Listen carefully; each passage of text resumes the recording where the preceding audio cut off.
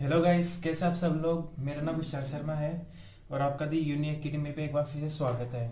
So friends, आज हम जो हमारे जो पास्ट परफेक्ट टेंस है उसके कुछ रूल्स बच गए थे वो करेंगे और टेंस को आगे करेंगे। जो हमारा सबसे पहला रूल है वो है past perfect plus before plus simple past. मतलब फ्रेंड्स, अगर किसी भी सेंटेंस में बिफोर आ जाए तो उससे पहले हमेशा पास्ट परफेक्ट आता है और बिफोर के बाद हमेशा सिंपल पास्ट आता है। उसी प्रकार अगर आफ्टर आ जाए तो उससे पहले सिंपल पास्ट और जो आफ्टर के बाद आता है उसके बाद पास्ट परफेक्ट आता है। इसका एक रूल है जो ये है, if two actions were perform in past time to show the first action we use past perfect tense and to show the second action we use simple past tense. मतलब friends, अगर past में दो action हुए हो तो हम पहले action को शो करने के लिए पास्ट परफेक्ट टेंस का यूज करते हैं तथा जो दूसरा एक्शन है उसको शो करने के लिए हम सिंपल पास्ट टेंस का यूज करते हैं।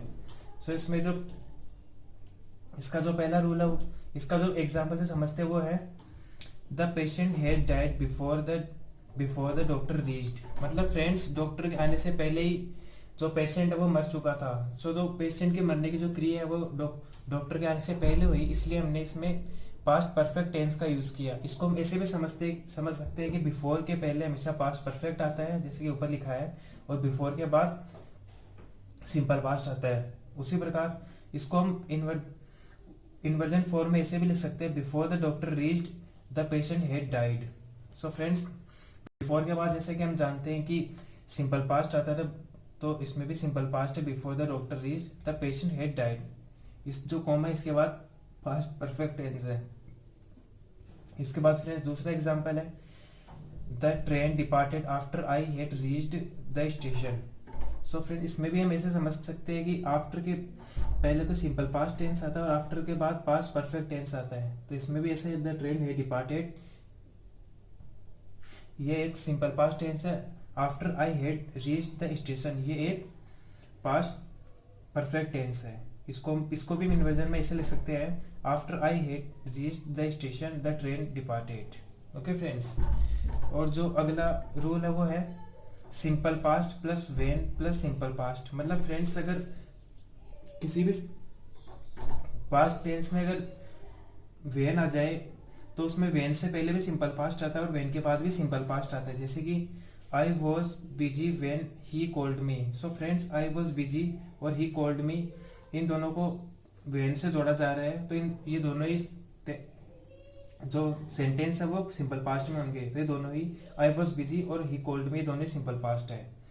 इसके बाद अगला रूल है simple past when plus past perfect. मतलब फ्रेंड्स, अगर किसी सेंटेंस में एक काम पहले और एक काम बाद में हो रहा हो तो जो पहले काम होता हो वो वेन के बाद आता है, जो पास्ट परफेक्ट होता है, और जो काम बाद में होता है सेकंड एक्शन होता है वो सिंपल पास्ट में होता है और वो वेन के पहले आता है। इसको हम एग्जाम्पल से समझते हैं।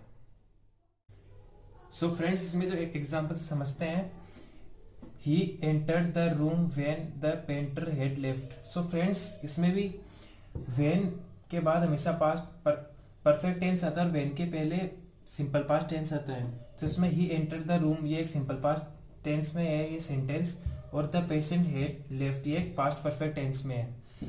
इसके बाद हमारा जो अगला टेंस है वो है past perfect continuous tense. So friends, इसके लिए जो फॉर्मूला वो है subject plus had plus been plus verb की first form plus ING plus object plus since for plus time. So friends, इसको हम एग्जाम्पल से समझते हैं, she had not been waiting for us for 2 hours। So friends, जैसे कि हमने present perfect continuous tense में पढ़ा था, उसमें सब्जेक्ट के अकॉर्डिंग हैज और हैव आ रहा था, लेकिन इसमें कोई सब्जेक्ट कुछ भी हो इसमें हेड ही आता है हमेशा। तो she had not been waiting for us for 2 hours, और बाकी ये सेम है फ्रेंड्स। इसके बाद इसमें बस ये पास्ट शो करता है, उसमें अगर हेज और हैव आ जाए सब्जेक्ट के बाद तो वो प्रेजेंट का शो करता है। इसके बाद दूसरा एग्जांपल है, man had been changing his perception since time immemorial. Friends, time immemorial के पहले हमेशा सिंस का यूज होता है। इसके बाद हमारा जो अगला टेंस है वो है future simple tense. So friend, इसका जो फॉर्मूला वो है सब्जेक्ट विल या शेल विल से कोई एक जो सब्जेक्ट के अकॉर्डिंग होगा प्लस वर्ब की फर्स्ट फॉर्म प्लस ऑब्जेक्ट। इसको हम एग्जाम्पल से समझते हैं। फ्रेंड्स, इसमें आपको एक चीज बताना चाहूंगा, आई और वी के साथ हमेशा शेल आता है और बाकी अदर सब्जेक्ट के साथ हमेशा विल आता है। जैसे कि I shall inform you later, मैं तुम्हें बाद में इन्फॉर्म करूंगा, तो आई के बाद हमेशा शेल आता है। इसके बाद I shall not inform you later, ये इसी सेंटेंस का नेगेटिव रूप हो गया आई शेल, और तीसरे नंबर पे नोट आता है। इसके बाद shall I inform you later, so friends interrogative हो गया। और इसके बाद shall I note inform you later, friends इसमें जो सब्जेक्ट होता है उसके बाद हमेशा नोट आता है, तो आप ये चीज ध्यान रखिए कि तीसरे नंबर पे नोट आता है। जैसे इसमें भी तीसरे नंबर पे नोट आ रहा है और इस सेंटेंस में भी तीसरे नंबर पे नोट आ रहा है। सो फ्रेंड्स आज के लिए इतना ही, इसके बाद अगले टेंस हम अगली क्लास में करेंगे। सो आज के लिए थैंक यू गाइस।